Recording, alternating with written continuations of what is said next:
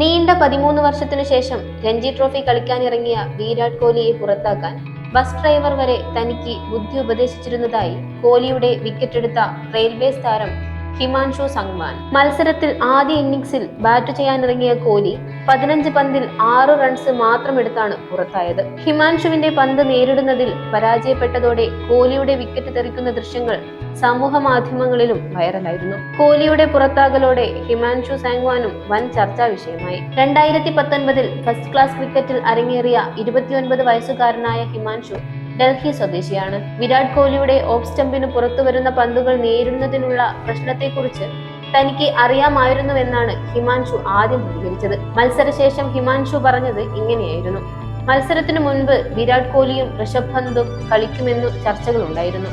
പക്ഷേ മത്സരം ലൈവായി ബ്രോഡ്കാസ്റ്റ് ചെയ്യപ്പെടുമെന്ന് അറിഞ്ഞിരുന്നില്ല.